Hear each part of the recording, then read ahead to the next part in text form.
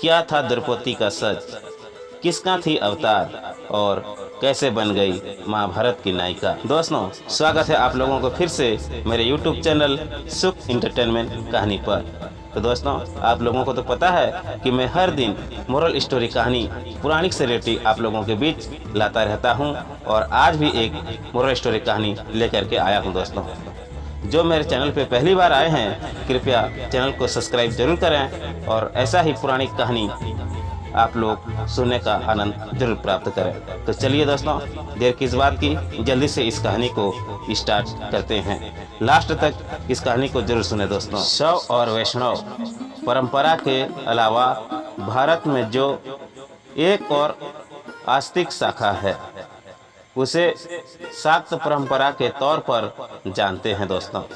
यानी शक्त यानी के शक्ति को अपना इष्ट मानने वाले लोग इस परंपरा में शक्ति का मूल एक देवी ही है। देवी यानी एक स्त्री।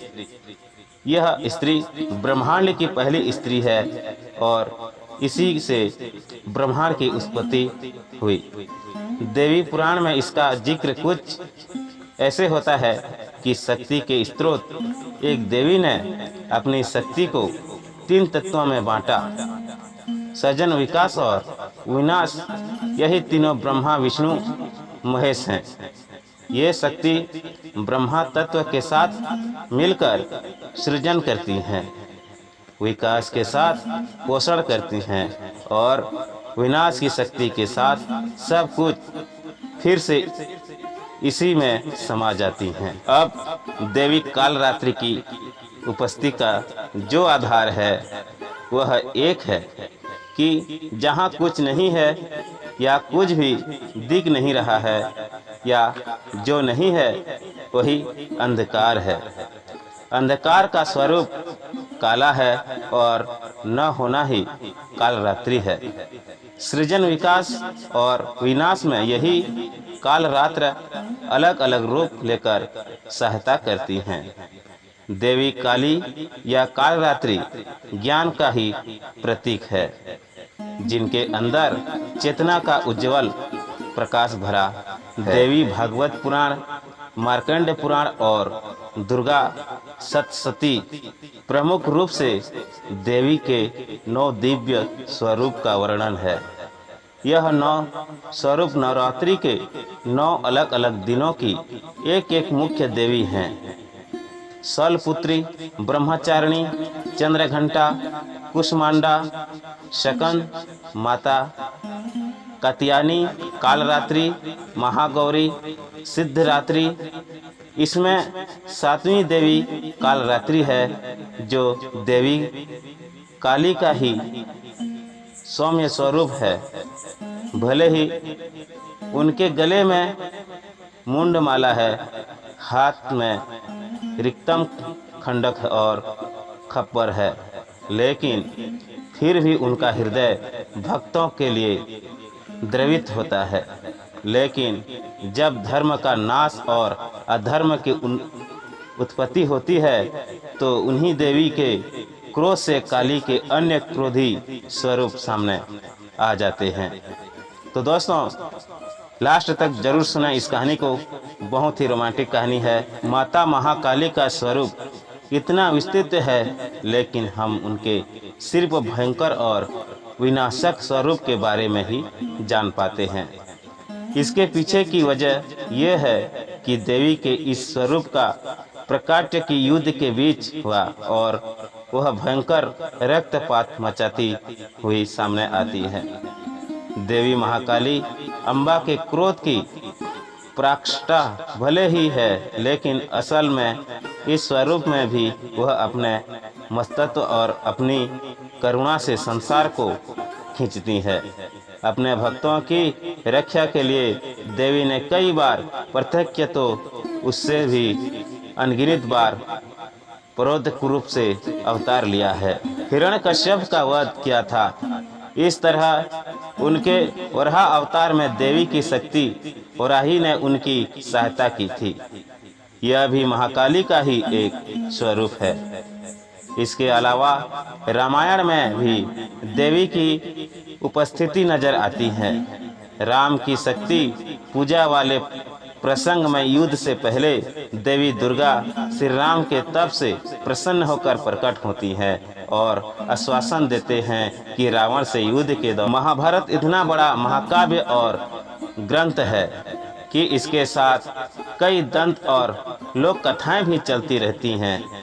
यह ऐसी महागाथा है जिसमें कई अवतारों ने जन्म लिया और धरती पर आए। युद्ध से बहुत पहले काली ने शचि इंद्र की पत्नी, रति काम की पत्नी, रोहिणी चंद्र की पत्नी, संध्या सूर्य की पत्नी और खुद की आत्मा शक्ति 64 योनियों को प्रकट किया। 63 योनियों को तो उन्होंने अलग अलग तृतीयों के रूप में जन्म लेने अवतीर को कह दिया, लेकिन उन्होंने खप्पर योनि को रोक लिया। अब उन्होंने इन पंच देवियों की शक्ति को मिलाकर एक स्त्री शक्ति को अवतार दिया और उसे अग्निदेव के अंश में मिला दिया। जब द्रुपद ने ऋषि उपजाय की सहायता से पुत्र कुमष्टि यज्ञ किया तो वरदान के अनुसार धृष्टद्युम्न का जन्म हुआ। इसके बाद द्रुपद यज्ञ पूर्ण किए बिना लौटने लगे तो ऋषि ने ललकारा, आप बिना पूर्णाहुति के नहीं जा सकते। अग्निदेव आपको कुछ और भी देना चाहते हैं। द्रुपद ने पूछा, क्या? ऋषि बोले, एक पुत्री बिना उसके परिवार पूर्ण नहीं होगा। द्रुपद जो सिर्फ बदले के लिए पुत्र चाहता था, उसने इस बात को सिरे से खारिज किया, लेकिन ऋषि ने श्राप देने का भय दिखाया। तब द्रुपद ने गुस्से में अभंग, सिंदूर, कपूर, लौंग और इलायची की 5 आहुतियां यज्ञ में डाली और जोर जोर से कहने लगे, अगर देवता दे सकते हैं तो मुझे कलंकिनी पुत्री दें। उसे सारी अपवित्रता मिले, जीवन भर अपमान मिले, वो कष्ट में ही जीवन गुजार दे और सारा जीवन श्रापित हो जाए।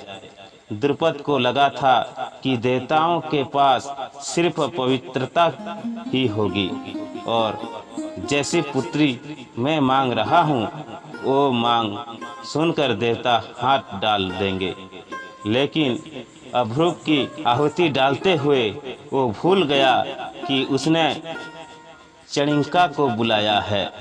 कपूर डालकर उसने धूमावती को पुकारा है और लौंग इलायची की आहुति से तारा मातंगी को पुकारा है और सिंदूर डालकर खप्पर वाली कालिका को घर बुला लिया है। लिहाजा यज्ञ से द्रौपदी प्रकट हुई। इस तरह देवी कालरात्रि के हाथों लिखी जा रही एक धर्म युद्ध की पटकथा का पहला सपना पूर्ण हुआ। आखिर में क्या हुआ? एक दिन इंद्रप्रस्थ में युधिष्ठिर द्रौपदी के कक्ष में थे। भीम उधर से गुजर रहे थे। अचानक उनकी निगाह खिड़की से कक्ष की ओर पड़ गई। उन्होंने देखा बड़े भैया द्रौपदी के पांव दबा रहे हैं और द्रौपदी पलंग पर खप्पर लिए बैठी है और बड़े ही क्रोध से युधिष्ठिर को देख रही है। बीच बीच में कह रही है, मैं तुम सबको खा जाऊंगी, रक्त पीऊंगी। भीम ये देखकर क्रोधित हुए और कुछ समझ नहीं पाए। उन्हें कृष्ण का ध्यान आया। उनकी माया वो पहले ही जानते थे पर कभी समझ नहीं पाए थे। भीम ने कृष्ण का ध्यान किया तो कृष्ण सामने आ गए। भीम ने कहा कि अर्जुन तुमसे बहुत सवाल करता है। मैं आयु में तुमसे और अर्जुन दोनों से बड़ा हूँ, इसलिए आज मुझे भी कुछ बता दो। कृष्ण ने कहा, पूछिए क्या पूछते हैं।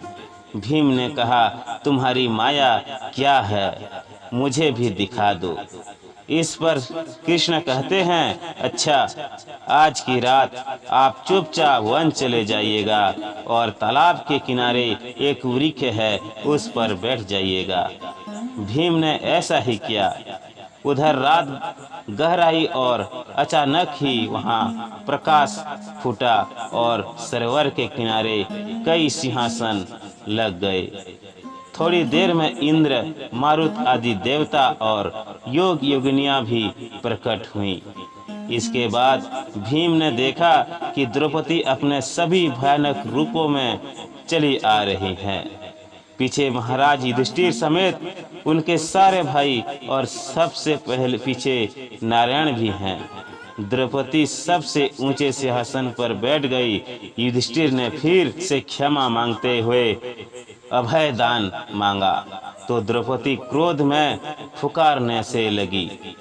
भीम ने देखा कि क्रोधित हुई द्रौपदी का रंग काला पड़ने लगा और वह धीरे धीरे काली माँ में ही बदल गई। अब वहाँ भी जो योगिनी उपस्थित थीं, वह सब रक्त देही कहने लगी और खप्पर पटकने लगी। भीम यह सब देखकर मूर्छित हो गए। होश आया तो सामने श्री कृष्ण भगवान खड़े थे। उन्होंने पूछा कि क्या देखा भैया भीम?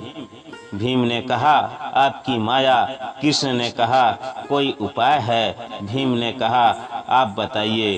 कृष्ण ने कहा, आज दोपहर जब द्रौपदी भोजन परोसे तो खाना मत छूना भी मत, और जब पूछे कि क्या चाहिए तो कहना एक वचन।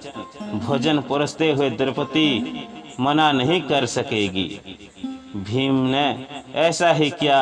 पंचाली ने पूछा, क्या? इतने में द्रौपदी सावधान हो गई और अन्य बूंदे गिरने से बचा लिया। फिर उसने कहा, ठीक है माधव, जैसा आप कहें ऐसा। कहते ही पांडव और कृष्ण को अभयदान मिल गया। महाभारत युद्ध में यही योद्धा जीवित बचे, बाकी मारे गए या फिर श्राप झेलते रहे। युद्ध में अर्जुन नारायण का निमित्त बना। नारायण काली के लिए मध्यम बने और काली का कालरात्रि रूप महाभारत में खप्पर भर भर कर रक्त पीता रहा।